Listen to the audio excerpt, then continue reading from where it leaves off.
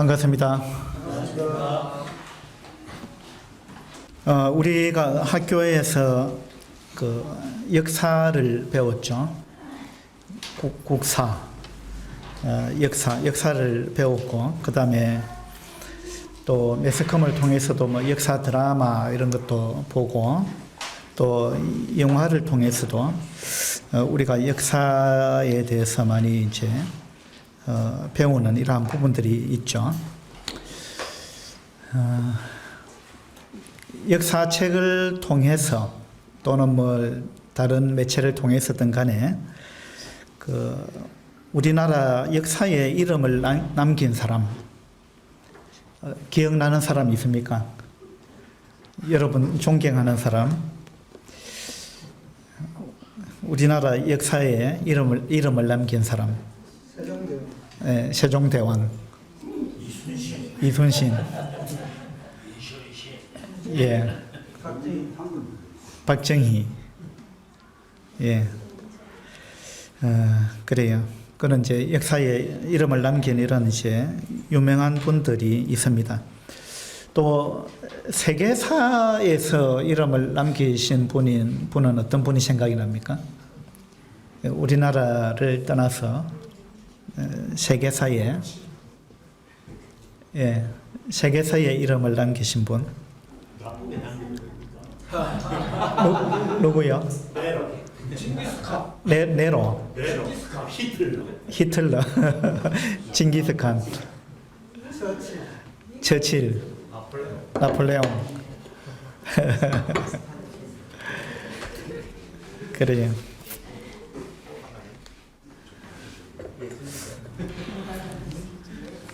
징기스칸, 나폴레옹 뭐 많은 사람 죽인 사람 아니에요?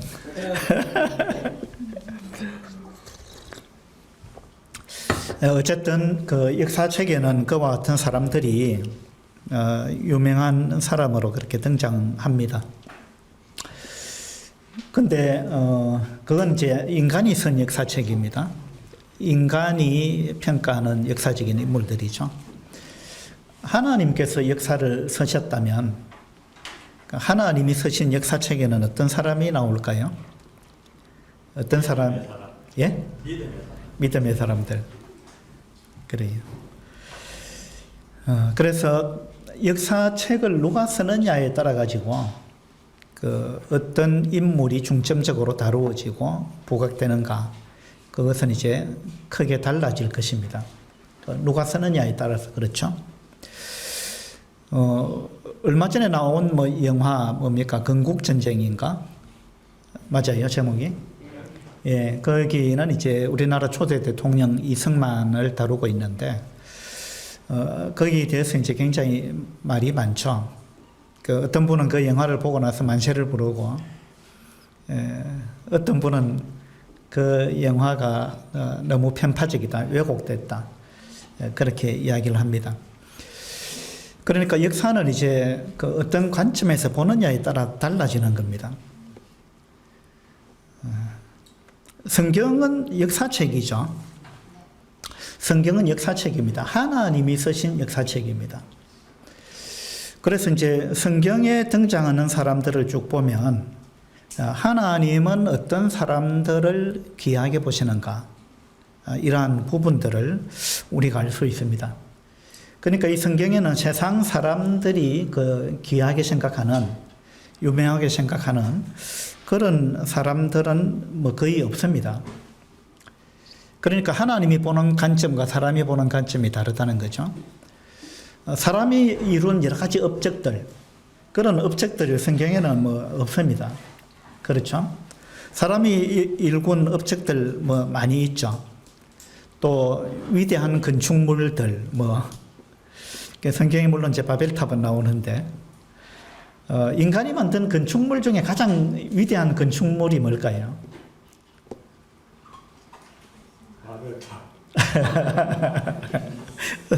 성경에 나오니까. 가우디 성당. 네, 뭐, 예, 어떤 거요? 가우디 성당. 어디 성당? 가우디 성당. 가우디가 예. 위대한 성당 이태리에 있고. 예. 이태리에 있는 가우디 성당. 아, 보셨어요? 화면으로 화면으로. 아주 훌륭한 예술 작품 같은 건축물들이 많이 있죠. 피라미드 위대한 건축물에 들어가죠. 근데 이제 지구 바깥에서 보면 인간이 만든 건축물은 하나밖에 안 보인다 그래요. 뭐겠어요? 예, 만리장성이래요.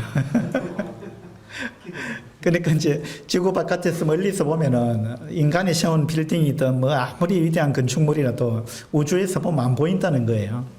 근데 이제 만리장성은 보인답니다. 그만큼 이제 만리장성이 또 위대한 건축물이다. 뭐 이렇게 이제 이야기하기도 합니다. 근데 이제 이건 사람들의 이제 입장에서 볼 때 그런 겁니다. 사람들이 일구어는 모든 이런 업적들은 결국은 다 불타고 이제 없어질 것입니다. 그래서 이제 불태우기 위해서 간수하신 바 되었다 이런 말씀도 베드로후서에 나오죠. 우리가 사도행전을 쭉 공부를 했습니다. 사도행전은 하나님이 쓰신 교회사입니다. 교회사. 그것도 역사죠. 그러니까 사도행전도 역사책이고, 그리고 이 성경 전체가 사실은 역사책입니다.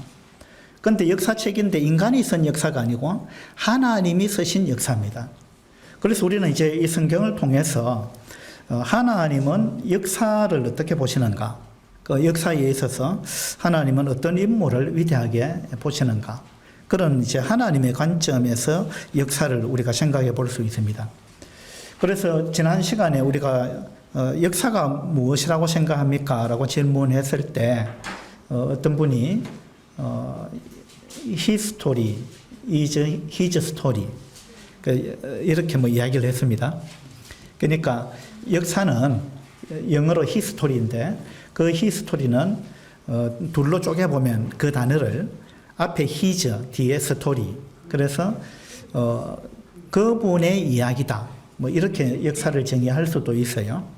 그분의 이야기다. 이거 뭐냐면 그분께서, 하나님께서 역사하신, 하나님께서 일구신 일들, 하나님이 만들어 오신 일들, 뭐 이런 의미가 되겠죠. 그러니까 역사는 뭐냐 하면 역사는 결국 하나님이 만들어 간다는 거죠.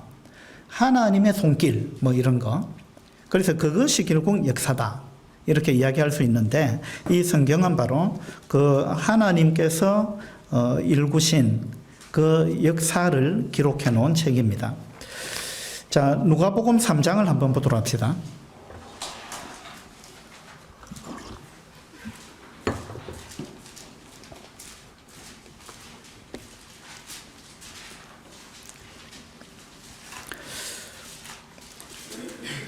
누가복음 3장도 이제 하나님은 이 역사 가운데 나타난 인물들을 어떻게 평가하시는가, 어떻게 보는가 하는 부분을 우리가 볼 수 있는 장면인데, 누가복음 3장 1절 2절을 한번 읽어보겠습니다.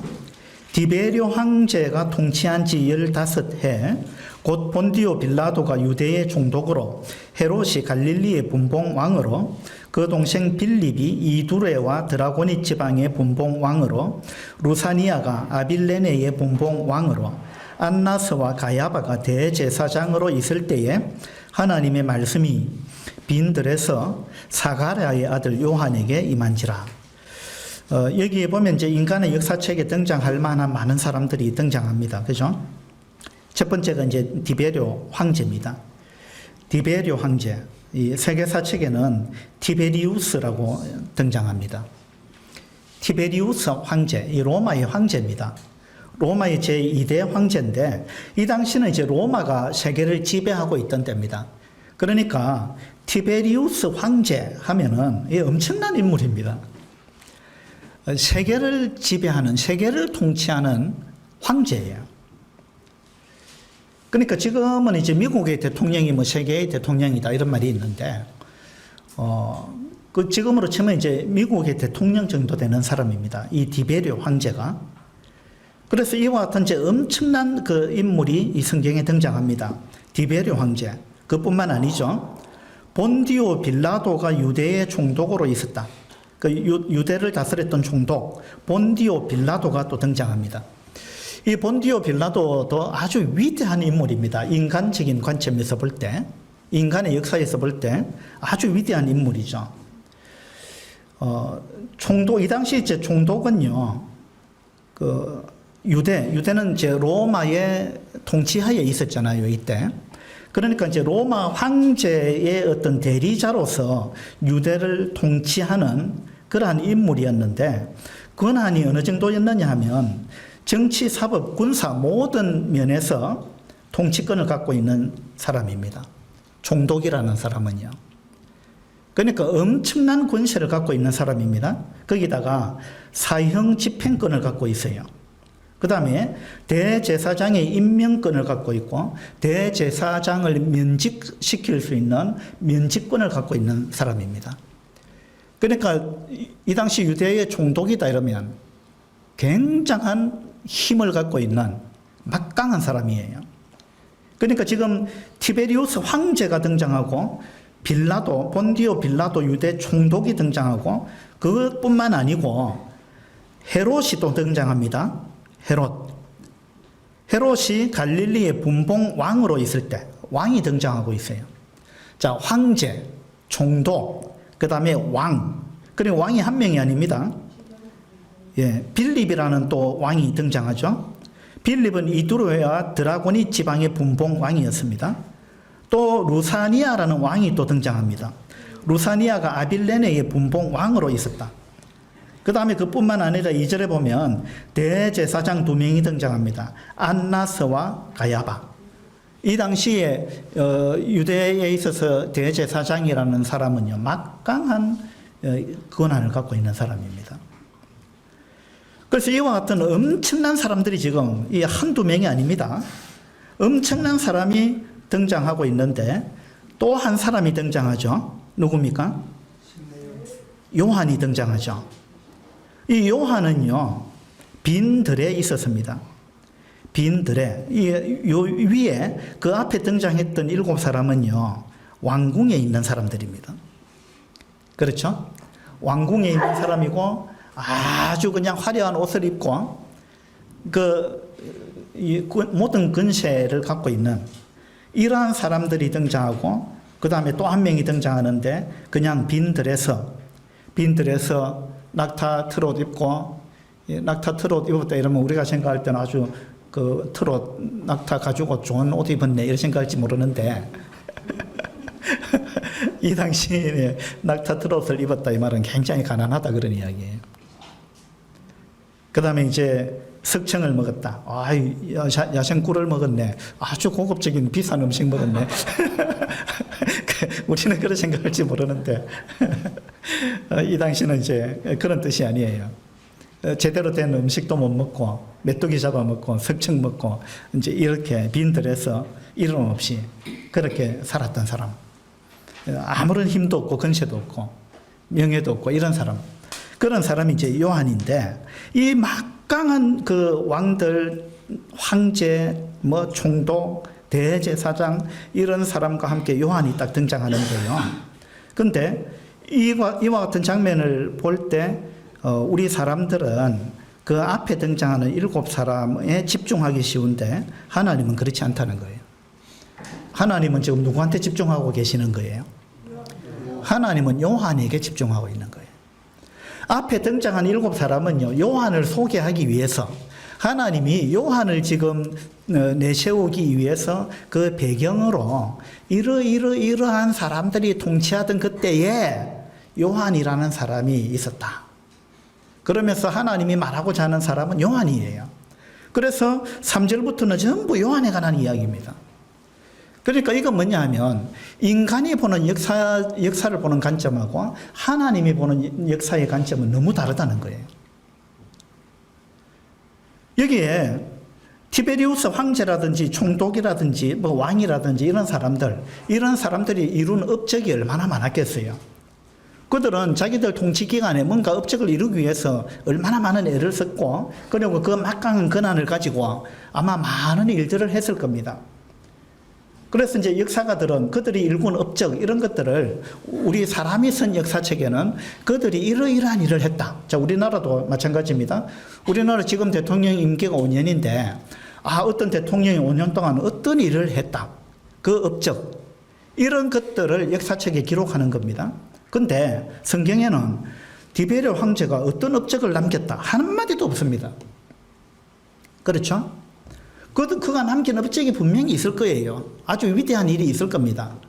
총독이 남겼던 위대한 업적들 이런 것들이 분명히 있을 거예요. 있는데 일반 역사책과 세계사책에는 그러한 것을 기록하지만 성경에는 그 사람이 이룬 업적 일고의 가치가 없는 겁니다. 왜 그럴까요? 왜 그것이 가치가 없을까요? 예. 그것은 요한 1서에 보면 그건 이생의 자랑이다 이렇게 나옵니다. 이 세상에 있는 것은 다 육신의 정욕과 안목의 정욕과 그 다음에 뭐라 그랬어요? 이생의 자랑이다. 이생의 자랑이다. 그거는 아버지께로부터 쫓아온 게 아니다. 세상으로부터 쫓아온 거다. 이생의 자랑이다. 이 말은 이 땅에 있을 때 이생의 반대말은 저승이죠. 그 이생은 이승과 같은 말이에요. 그래서 이생의 자랑이다 이 말은 이 현세의 자랑일 뿐이다. 이 땅에서의 자랑일 뿐이다. 다시 말해서 그것은 없어지는 거다. 그건 잠깐 있다가 없어지는 거다. 그건 영원한 것이 아니다. 그건 다 지나가는 거다. 요한 1서에 그죠? 그와 같은 건 다 지나가는 거다. 그래서 이 세상의 역사책에 기록된 그 위대한 인물들, 그들이 이룬 업적들, 그들이 일구어놓은 여러 가지 예술 작품들, 건축물들, 그 외 등등 인간이 이룬 업적들 엄청나게 많죠. 그런데 성경에서는 그런 것에 전혀 가치를 두지 않습니다. 왜냐하면 그건 다 지나가는 거라는 거예요. 그건 이생의 자랑이라는 거예요. 하나님은 영혼의 관점에서 보시기 때문에 영혼의 관점에서 볼 때 그것은 전혀 자랑할 것이 못 된다는 겁니다. 그래서 지금 이 누가복음 3장에서 하나님은 이 요한이야말로 위대한 인물이다. 그런데 인간적인 관점에서 볼 때 요한은 사람들을 알아주지 않습니다. 인간이 쓴 역사책에 요한은 등장하지 않습니다. 그렇죠? 요한이 뭐 내세울 게 있어요? 무슨 힘이 있고 권세가 있고 명예가 있고 부귀를 영화를 누렸습니까? 그런 거 아무것도 아니잖아요.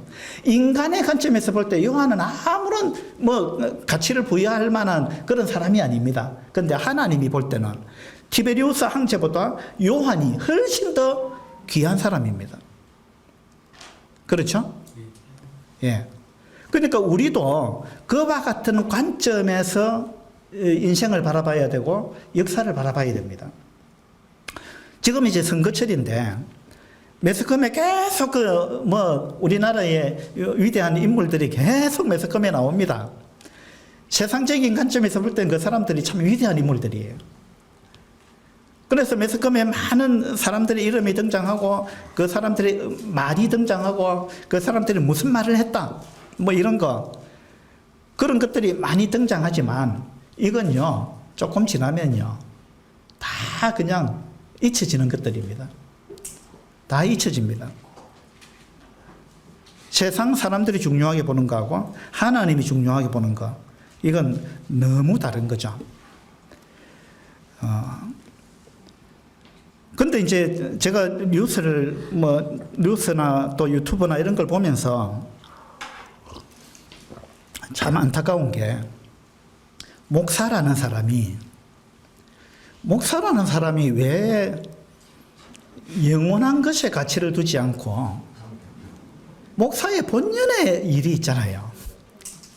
목사의 본연의 일은 복음을 전해서 멸망을 향해서 가는 그 영혼들을 건져서 이 땅에 집착하고 있는 그 영혼들에게 영원한 세상을 보여주고 영원한 생명을 얻게 하는 것, 그것이 목사가 해야 될 일이잖아요.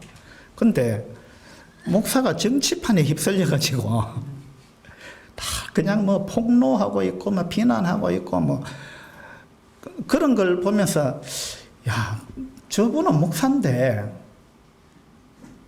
세상 사람들 관점하고 똑같이 사는구나. 이 땅의 것이 더 중요하다고 생각하는 사람 같다. 그런 걸 이제 느끼게 되죠. 참 안타까운 일입니다. 세상 사람들은 이 땅이 전부라고 생각할지 모르지만 우리 그리스도인의 관점은 그와 전혀 다르죠. 이 성경은 하나님의 역사책인데, 하나님이 쓰신 역사책인데, 성경에 등장하는 이름들을 보면 하나님이 누구를 중요하게 보시는가, 무엇을 중요하게 생각하시는가, 이런 부분들을 알 수 있습니다. 자, 누가복음 16장에는 누구 이름이 나옵니까? 나사로의 이름이 나오죠. 근데 누가복음 16장에는 거지 나사로의 이름이 나옵니다. 근데 누구 이름은 안 나옵니까? 부자의 이름은 안 나오는 거예요. 이것이 세상 사람들이 보는 관점과 하나님이 보는 관점의 차이입니다. 세상 사람들은 거지의 이름은 알려고 하지 않습니다. 이 부자의 이름은 알고 싶어 하겠죠. 그런데 하나님은 부자의 이름은 관심이 없어요. 이 거지의 이름을 기록해 놨습니다. 하나님은 무엇을 더 중요하게 보느냐라는 거죠.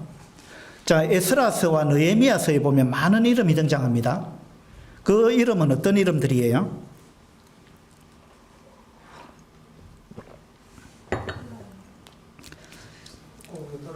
예, 에스라서 2장과 8장에 많은 이름이 나오고 느헤미야서 7장에도 많은 이름이 등장합니다. 그 이름은 어떤 이름이냐 하면 바벨론에서 예루살렘으로 돌아온 사람들. 자, 에스라 2장은 1차 귀환자들, 에스라 8장은 2차 귀환자들, 느헤미야 7장에는 3차 귀환한 사람들. 그러니까 바벨론에서 남지 않고 예루살렘 그 불타고 황폐한 곳으로 돌아온 사람들의 이름을 기록해 놨습니다. 그런데 에스더서에는 이름이 없어요. 에스더서에는 에스더나 모르드게나 몇몇 사람의 이름만 나옵니다. 그 사람의 이름도 그냥 이야기를 전개시키기 위해서 등장할 뿐이에요. 그러니까 에스더서에는 이름이 없다라는 말은 뭐냐 하면 그들이 바벨론에 남아버렸기 때문에, 하나님은 그들이 바벨론에 포로로 잡혀가기 전부터 바벨론에 가면 너희들이 70년간 포로 생활을 하게 될 건데 70년이 차면은 때에 앞서가는 순념소같이 거기서 도망치듯이 뛰어나와야 된다. 그래서 예루살렘으로 돌아오라 그랬습니다. 그런데 돌아온 사람은 아주 소수였고 돌아오지 않고 바벨론에 남아버렸던 사람이 훨씬 많았습니다. 남아버렸던 사람은 왜 남은 거예요? 그들은 하나님이 역사를 만들어 간다는 데는 관심이 없었어요. 하나님은 돌아온 그 소수의 사람들과 함께 역사를 만들어 가시는 거거든요. 근데 대부분의 사람은 남아버렸습니다. 그 사람들은 세상적인 가치관을 갖고 살았던 사람들이에요. 우리는 바벨론에 남는 것이 더 그냥 안락한 삶을 누릴 수 있고 내가 지금까지 일구어 놓은 터전, 그 터전 위에서 내가 편안한 삶을 살 수 있겠다. 더 나는 여기서 모든 걸 누리면서, 여기 바벨론 그 당시 그 위대한 도시잖아요. 나는 여기서 문화생활을 하겠다. 내가 왜 그 불탄 곳에 내가 가가지고 그 완전히 황무지에서 새로 뭔가를 일구어내야 되고 가면 고생인데 내가 뭐 때문에 그렇게 하느냐 하고 남아버렸던 사람들, 이 사람들은 성경에 이름이 없어요. 그런데 그들이 목숨을 걸고 고생을 다 각오하고 하나님의 뜻을 따라서 무엇이 하나님이 원하는 길인지, 무엇이 하나님의 뜻인지 그 길을 쫓아서 올라왔던 사람들은 성경에 이름을 기록해 놨습니다. 그러니까 이 성경은 하나님의 역사책인데 하나님이 어떤 사람을 정말 귀하게 보는가, 이런 부분들을 우리가 이제 볼 수가 있죠. 자, 사도행전도 역사책이죠.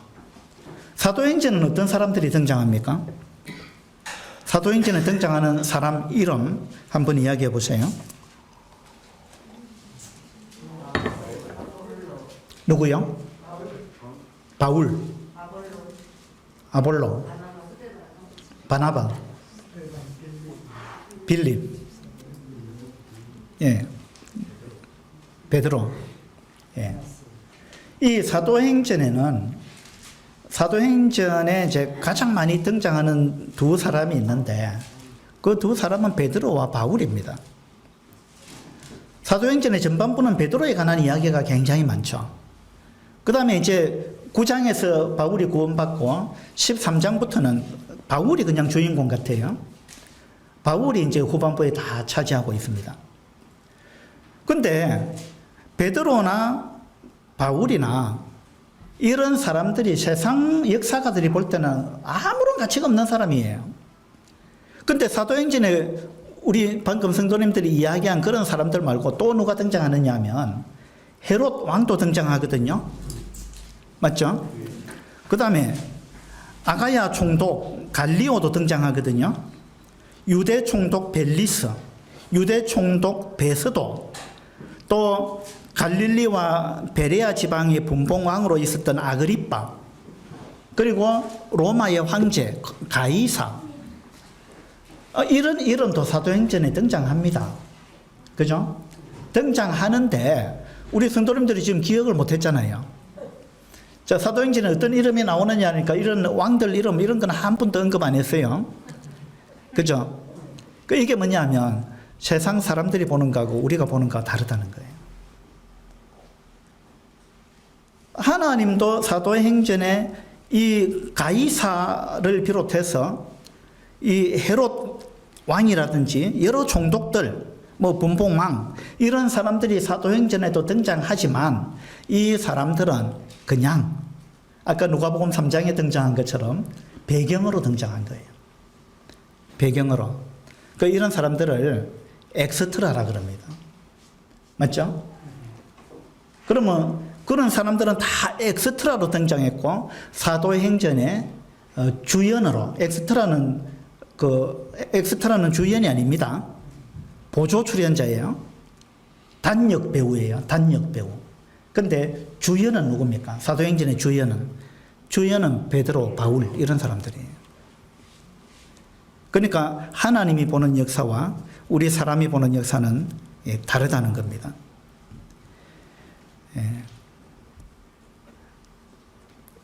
우리 사람이 발명한 것들 중에 이제 위대한 것들이 많이 있어요.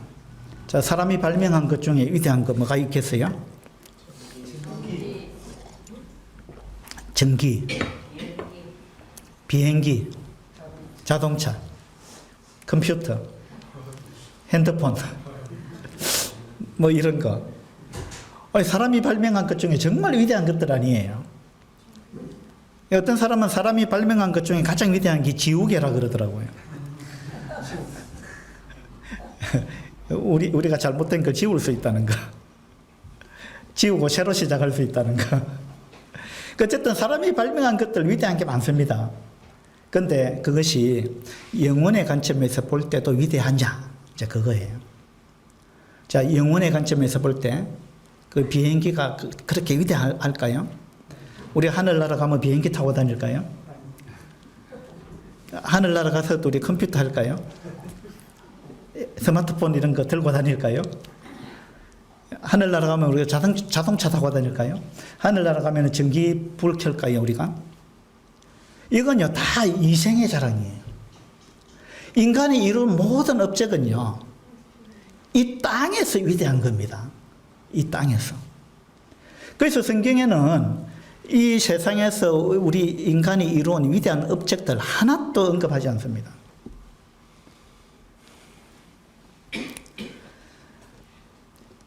사도행전에는 베드로, 바울뿐만 아니라 바나바, 서대반 이런 사람들, 그 다음에 빌립, 서대반도 집사였고 빌립도 집사였습니다. 이런 사람들, 세상 사람들이 볼 때 그 교회 집사가 뭐 대단하냐 이렇게 생각하는 거 아니에요. 그런데 하나님은 이와 같은 사람들을 하나님이 쓰신 역사책에 아주 중요 인물로, 주연 배우로, 주인공으로 이렇게 하나님이 등장시키고 있다는 겁니다. 자, 사도행전의 빌립은 어떤 장면에서 등장합니까? 빌립이 에티오피아 여왕의 그 모든 국고를 맡은 내시 맞죠?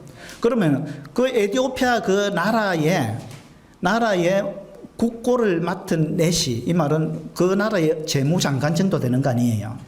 그러면 얼마나 위대한 사람이에요. 그런데 그 사람 이름이 있습니까? 사도행전에? 없어요. 그러면 에티오피아 여왕의 이름은 있습니까? 있어요, 없어요? 사도행전에 에티오피아 그 여왕 이름 있어요, 없어요? 생각이 안 나시는가 봐요. 네, 간다게 맞아요. 간다게 생소한 이름 아니에요. 그러니까 그 시대의 에티오피아에서는 그 간다게 하면 얼마나 위대한 인물로 평가받았겠어요. 그죠? 근데 우리는 사도행전에 간다게라는 이름이 나오는지도 잘 몰라요. 예, 그냥 슬쩍 언급한 거예요.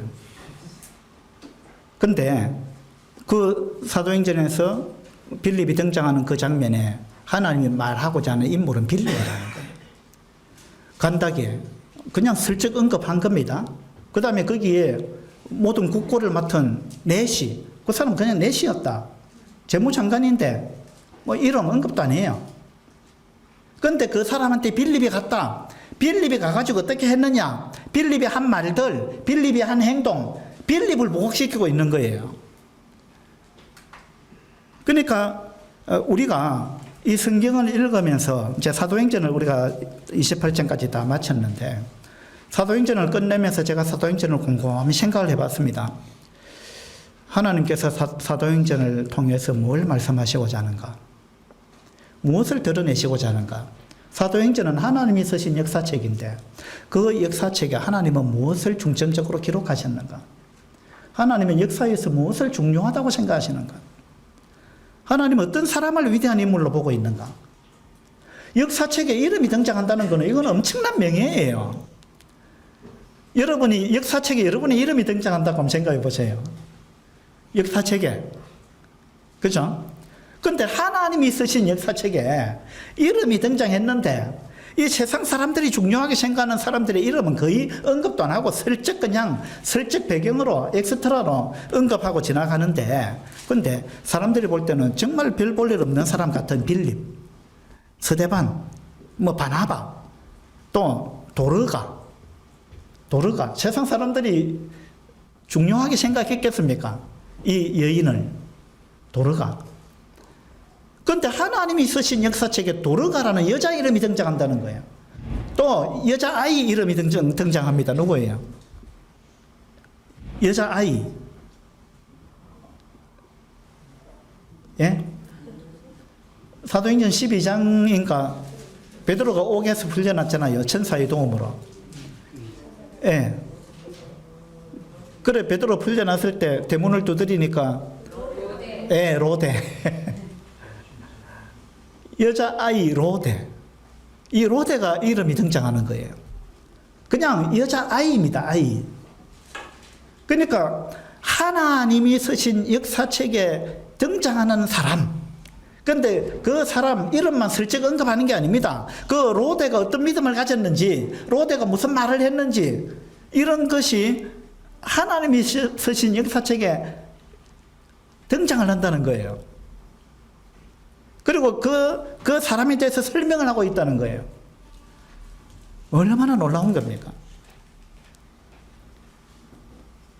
그 다음에 구약의 열왕기, 역대기 이런 거 다 역사책이잖아요. 거기에 위대한 왕들 이름이 열왕들, 열왕은 10명의 왕이라는 이야기가 아닙니다. 열조 할 때 그 열자죠. 그러니까 이제 그 북왕국과 남왕국의 그 위대한 왕들 이름이 쭉 등장하잖아요. 등장하고 그들이 뭘 어떻게 했는지 나오는데 그 사람들이 인간적으로 이룬 업적은 하나도 언급하지 않습니다. 맞죠? 그들이 뭐 수리 사업을 했고 뭐 무슨 사업을 했고 무슨 건축을 했고 뭐 이런 거 그런 업적은 일절 등장하지 않습니다. 그럼 뭐가 등장하는 거예요? 그들이 하나님 앞에서 어떻게 살았느냐? 하나님이 만들어가는 역사에 그들이 어떻게 기여했느냐, 아니면 어떻게 방해했느냐. 하나님이 만들어가는 역사, 이것이야말로 진짜 역사예요. 결국 역사는 하나님의 뜻대로 되어가기 때문에. 그래서 히스토리지 히즈스토리인데 결국은 하나님이 만들어가는 건데, 하나님이 만들어가는 그 역사에 그들이 어떻게 기여했느냐, 아니면 어떻게 방해했느냐, 어떻게 해방꾼으로 노릇했느냐, 그것이 성경에 기록되어 있는 거예요. 사도행전 28장까지 보면서 28장을 보면요, 사도행전은 조금 이상하게 끝납니다. 어떻게 끝나느냐 하면, 바울이 로마에 어떻게 해서 그 모든 그 어려움을 다 극복해가지고 로마까지 갔다. 그리고 로마에서 감옥에 갇혔다. 그리고 감옥에서 2년 동안 있었다. 그러면서 끝납니다. 이 결말이 없는 것 같아요. 그 다음에 바울이 어떻게 됐는지, 바울이 로마에서 어떻게 복음을 전했는지, 로마에 가서 그래 가이사를 만났는지, 가이사한테 무슨 말을 했는지, 로마 교회는 어떻게 됐는지, 또 마지막 인사도 없어요. 이 사도행전은 이상하게 끝납니다. 이건 뭘 의미하는지 아세요? 사도행전은 완성된 책이 아니라는 거예요. 왜냐하면 사도행전은 성경에서는 28장으로 끝나지만 사도행전은 계속해서 쓰여져 가고 있는 책입니다. 그래서 사도행전은 29장, 30장, 31장 지금 계속 쓰여지고 있는 거예요. 누구에 의해서? 누구에 의해서 사도행전이 지금 기록되고 있는 겁니까? 이건 우리들에 의해서. 우리들에 의해서 사도행전은 계속 기록되어져 가야 되는 거예요.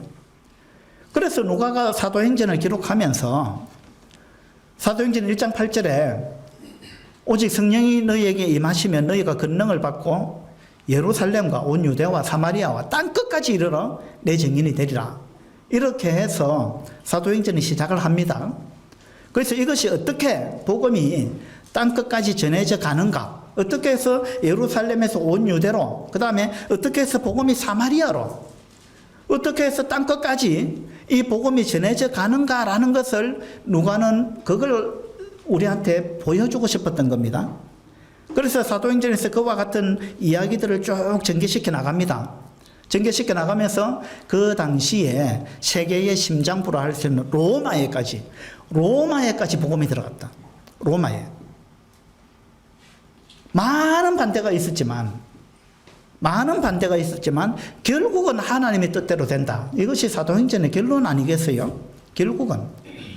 그래서 사도행전에 보면 많은 반대가 있지만은 사도행전에서 계속 강조하고 있는 구절들이 어떤 구절이냐면, 교회는 점점 왕성해져 갔다. 사탄이 계속 핍박하고 방해하고 했지만 교회는 점점 왕성해져 갔다. 그 다음에 그리하여 온 유대와 갈릴리와 사마리아 교회가 평안하여 든든히 서가고, 사탄은 계속해서 핍박하고 방해했지만 그러나 온 유대와 갈릴리와 사마리아 교회가 든든히 서갔다. 그 다음에 하나님의 말씀은 흥왕하여 더하더라. 계속 핍박이 있었고 사탄은 이 교회를 없애버리려고 했고 그렇게 했지만 결국은 하나님의 말씀은 흥왕하여 더하여 갔다. 주의 말씀이 힘이 있어서 계속해서 모든 반대를 이기고 이 교회는 커져갔고 복음은 로마에까지 들어갔다. 로마에까지. 그런데 로마에서 바울이 복음 전하는 걸 방해하는 자가 없었다. 이 하나님이 결국 이겼다는 거예요. 이 사도행전은 이와 같은 것을 우리에게 보여주고 있습니다. 사도행전은 계속 쓰여지는 책입니다. 그래서 우리는 이 사도행전의 역사를 우리가 지금 써가고 있습니다. 써가고 있는데 사도행전 29장, 30장, 31장 쭉 나가다가 몇 장 쭉 가면은 여러분의 이름이 나오겠습니까? 99장에 미용진. 29장에. 99장.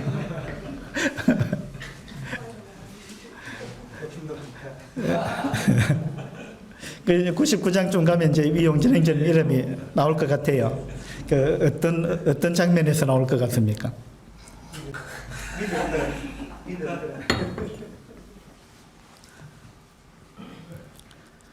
근데 사도행전에 등장하는 이름 중에 이 하나님이 역사에 도움이 됐던 이름이 있고요. 해방꾼의 이름이 있어요. 그죠? 우리는 어떤 이름으로 등장할 거냐? 이걸 우리 좀 생각해 볼 필요가 있다는 그런 생각이 들어요. 에스라서에 아까 그 돌아온 사람들, 하나님 말씀을 붙잡고 돌아온 사람들의 이름이 기록됐다 그랬는데, 근데 에스라서 10장에는요, 에스라서 10장에도 많은 이름이 등장하는데, 10장에 등장하는 이름은 어떤 이름이냐 하면, 그들이 예루살렘으로 돌아와 가지고 예루살렘까지 돌아온 것까지는 좋았는데, 예루살렘에 돌아와 가지고 거기서 이방 여인과 결혼했던 사람들. 깽판 친 거예요. 그 돌아와 가지고 완전히 그 돌아온 그 사람들을 힘을 빼버린 거예요. 거기에서 이방 여인들하고 막 결혼해버린 거예요. 그래서 그 부끄러운 이름도 에스라서 10장에는 기록되어 있습니다. 그 우리의 이름은 어떻게 이 사도행전의 후편에, 사도행전 후속편에 우리의 이름은 어떻게 기록될 것인가? 거기에 대해서 우리가 한번 관심을 가지면 좋겠어요. 사도 바울이 이 스크린 한번 띄워주실래요?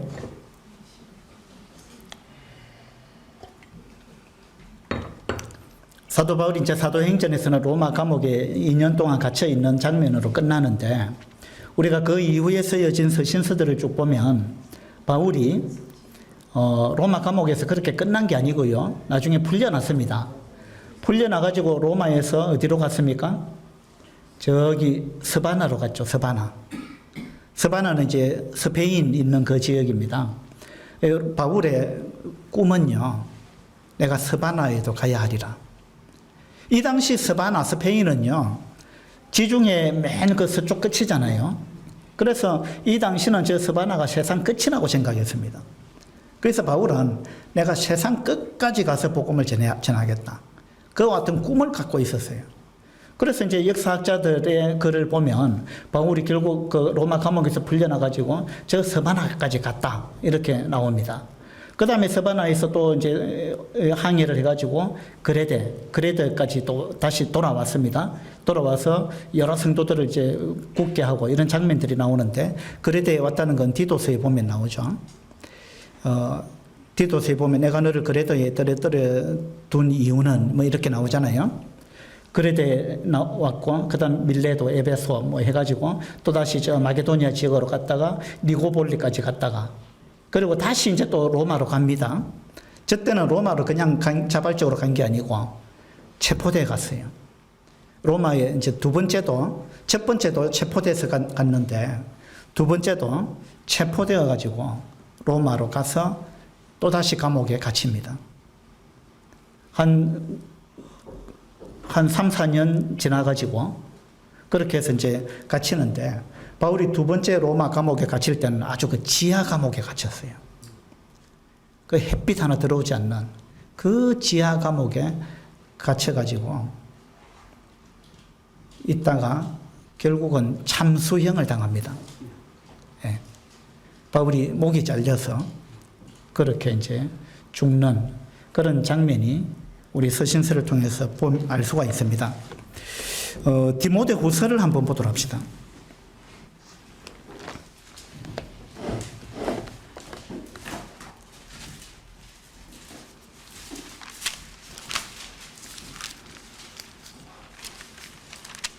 바울이 그 로마 감옥에 처음에 2년간 그 구속돼 있을 때, 그때 빌립보서를 보면 그때 그 경비병들, 로마의 시위대, 그 시위대에 어떻게 복음을 전했고 그들이 어떻게 구원받았는지 이런 부분도 빌립보서에 보면 나옵니다. 그 다음에 그것뿐만 아니라 가이사의 그 가족들, 집안 사람들에게도 문안하라 이런 말이 나오거든요. 그 가이사의 로마 황제의 집안 사람들이 구원받게 됩니다. 이런 놀라운 일들이 있었습니다. 그 다음에 디모데후서를 보면 이 디모데후서는요, 바울이 쓴 이제 마지막 서신이고 유언장과 같은 그러한 서신인데 디모데후서 4장을 한번 보도록 합시다.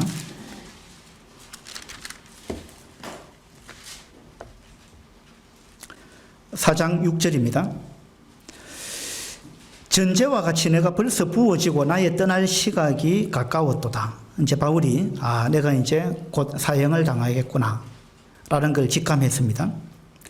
나는 선한 싸움을 싸우고 나의 달려갈 길을 마치고 믿음을 지켰으니 이제 후로는 나를 위하여 의의 면류관이 예비되었으므로 주 곧 의로우신 재판장이 그 날에 내게 주실 것이며 내게만 아니라 주의 나타나심을 사모하는 모든 자에게 도니라.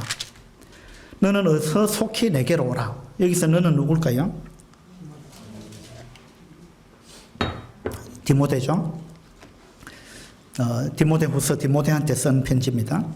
너는 어서 속히 내게로 오라. 데마는 이 세상을 사랑하여 나를 버리고 데살로니가로 갔고. 자, 이게 사도행전의 후속편이라 할 수 있어요. 바울이 이제 그렇게 해서 풀려났다가 또 두 번째 감옥에 갇혔는데 이 사도행전 후속편 같은 거죠. 그러면서 이제 쭉 어떻게 이야기를 하고 있느냐 하면 여기 사도행전 후속편에 또 여러 사람 이름이 등장하잖아요. 그 등장하는 이름 중에 데마가 등장합니다. 데마는 이 세상을 사랑하여 나를 버리고 데살로니가로 갔다. 데마가 역사책에 하나님이 쓰신 역사책에 이름이 등장했는데 이 부끄러운 모습으로 등장했습니다. 아까 에스라 10장에도 부끄러운 이름들이 많이 등장했습니다. 우리가 하나님이 쓰신 역사책에 내 이름이 기록된다는 건 너무나 영광스러운 일인데 그런데 어떤 모습으로 기록될 거냐? 어떤 모습으로? 하나님이 만들어가는 역사에 내가 도움이 되는 이름으로 등장할 거냐? 안 그러면 해방꾼 같은 힘을 빼는 사람, 깽판 치는 사람 그런 사람의 모습으로 내 이름이 등장할 거냐? 사도행전은 우리가 29장 이후로 우리가 써가고 있는데 어떻게 내 이름이 쓰여질 것인가? 이런 부분에 우리가 관심을 가지면 좋겠다는 생각이 듭니다. 이 세상에서 우리가 많은 업적을 남겼다 해도요, 그 영혼의 관점에서 볼 때, 하나님의 관점에서 볼 때 아무것도 아니에요. 하나님의 관점에서 봤을 때 하나님이 기록할 만한 일, 그 일을 우리가 할 수 있다면 그 인생이야말로 성공적인 인생입니다.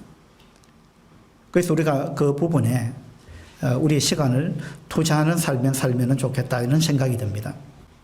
데살로니가로 갔다. 데마의 고향이 아마 데살로니가인지 모르겠는데 그렇게 해서 세상을 사랑하여 나를 버리고 데살로니가로 갔다. 그 다음에 그레스게는 갈라디아로, 디도는 달마디아로 갔고 누가만 나와 함께 있다.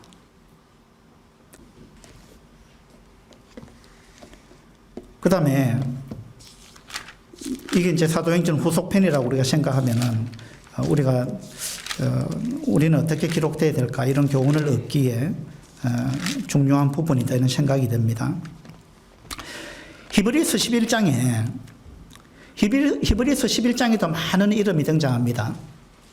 이 히브리서 11장에 등장하는 이 이름들은 세계의 일반 역사가들이 볼 때는 별 볼 일 없는 이름들입니다. 그런데 하나님의 관점에서 볼 때는 굉장히 위대한 인물들이에요. 히브리서 11장에 등장하는 인물들. 그렇죠? 예. 이 하나님의 역사책에 등장하는 인물들은 어떤 사람들이냐? 우리도 이와 같은 관점으로 살고 있느냐? 이제 이런 게 중요한 거죠. 히브리서 12장 1절을 한번 보도록 합시다.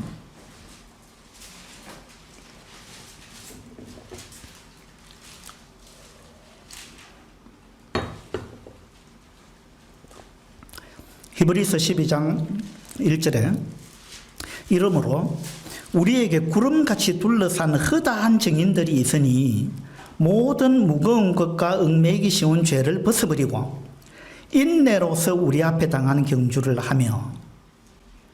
자, 히브리서 11장의 믿음의 사람들, 믿음의 영웅들, 이와 같은 사람들을 쭉 열거해 놓고 이 사람들은 믿음으로 이렇게 살았다. 믿음으로 세상 사람들과는 다른 그런 삶을 살았다 하고 하나님이 인정한 사람들이에요. 믿음의 영웅들입니다. 그런 사람들을 쭉 열거해 놓고 12장 1절에 가서 이름으로 이랬습니다. 이름으로. 이거 뭐냐면 하나님은 이 사람들을 중요하게 보신다. 우리도 이와 같은 삶을 살아야 한다. 그 이야기죠. 그래서 이름으로 우리에게 구름같이 둘러싼 허다한 증인들이 있으니 이 히브리서 11장에 등장한 이 위대한 그 믿음의 영웅들, 이 사람들은 이제 하늘나라 갔습니다. 하늘나라 가가지고 이제 우리를 보고 있는 거예요. 우리를 보고 있습니다. 구름같이 둘러싼 허다한 증인들이 있으니 이제 우리한테 하는 말은 너희는 모든 무거운 것과 얽매이기 쉬운 죄를 벗어버리고 인내로서 우리 앞에 당한 경주를 하며. 너희들이 이제 경주를 해야 된다. 이 사람들은 경주를 마쳤다. 이 사람들은 경주를 마쳤고 그 바톤이 우리한테 주어졌다는 거예요. 이건 이제 릴레이 경주와 같은 겁니다. 히브리서 11장에 나왔던 이 믿음의 선진들이요, 믿음의 영웅들이 바톤을 받아가지고 열심히 자기 달릴 길을 달렸습니다. 사도 바울도 그렇게 했어요. 내가 달려갈 길을 다 달렸다. 그죠? 그리고 바울이 이 바톤을 넘기는 거예요. 이 바톤을 넘겨가지고 이제 바울의 그 후대 사람들이 또 바톤을 이어받고 그 사람들이 열심히 또 믿음의 경주를 하는 겁니다. 그렇게 해서 사도행전에 그들의 이름이 기록이 되는 거예요. 그리고 그들이 죽으면서 바톤을 또 넘기는 거예요. 이렇게 해서 그 바톤이 우리에게까지 넘어왔습니다. 우리가 그 바톤을 갖고 지금 막 달리고 있는 겁니다. 경주를 하고 있는 거예요. 그런데 하늘에서 이 먼저 달렸던, 먼저 경주했던, 바톤을 우리한테 넘겼던 그 믿음의 선진들이 하늘에서 우리를 보고 막 응원을 하고 있는 겁니다. 힘을 내라. 많은 장애물이 있고 어려움이 있지만 이 우리 믿음의 경주는 이 장애물 경기와 같은 거예요. 사도행전이 그 장애물 경기였습니다. 바울이 로마에 가고 스바나에 가고자 하는 그 꿈, 하나님 주신 그 꿈을 이루기 위해서 힘을 다해서 달려가는데 사탄은 계속 방해했습니다. 사탄은 여러 모습으로 방해했어요. 막 나중에 광풍이 몰려오고 배가 파손이 되고 겨우 멜리데 섬에 내렸는데 거기서 독사가 바울을 물었잖아요. 여하튼 여러 방해 요소들이 있습니다. 그런 모든 방해 요소들이 있지만 그러나 하나님의 뜻은 이루어지는 거예요. 그것에 바울이 쓰임을 받았다는 겁니다. 그리고 그 바울이 바톤을 우리한테 넘겨줬습니다. 이 바톤을 우리한테 넘겼던 그 믿음의 영웅들이 하늘에서 우리를 보고 응원을 하고 있고 박수를 치고 있습니다. 그 모든 장애물이 있지만 끝까지 달려라. 그리고 하나님의 역사를 만들어가는 사람이 되라. 하나님의 역사를 만들어가는 사람이 돼야지 하나님의 역사를 해방하는 사람이 되지 마라. 그렇게 이야기를 하고 있는 겁니다. 그래서 우리가 모든 무거운 것, 얽매이기 쉬운 것, 그런 거 다 벗어버리고 이 세상 사람들이 중요하다고 생각하는 거, 하나님이 볼 때는 아무런 가치가 없는 거, 잠시 있다가 없어지는 거, 거기에 마음을 뺏기지 말고 하나님이 볼 때 중요하다고 생각하는 거, 거기에 매진해라. 인내로서 우리 앞에 당한 경주를 경주하라. 그렇게 히브리서 12장은 이야기를 하고 있습니다. 이 세상 역사가들이 보는 그 위대한 업적들, 그것들은요, 성경에서는 다 이생의 자랑일 뿐이다. 이생의 자랑. 그건 영원한 것이 아니다. 그렇게 이야기합니다. 그래서 우리가 영원한 관점에서 정말 영원한 것을 위해서 하나님의 역사를 우리가 만들어가는 그런 주연 배우가 되면 좋겠다. 그런 생각을 해봤습니다. 엑스트라가 되지 마시고 우리가 좀 주연 배우로서 그렇게 남은 생애를 살아가면 좋겠다. 그런 생각이 들었습니다. 기도하겠습니다.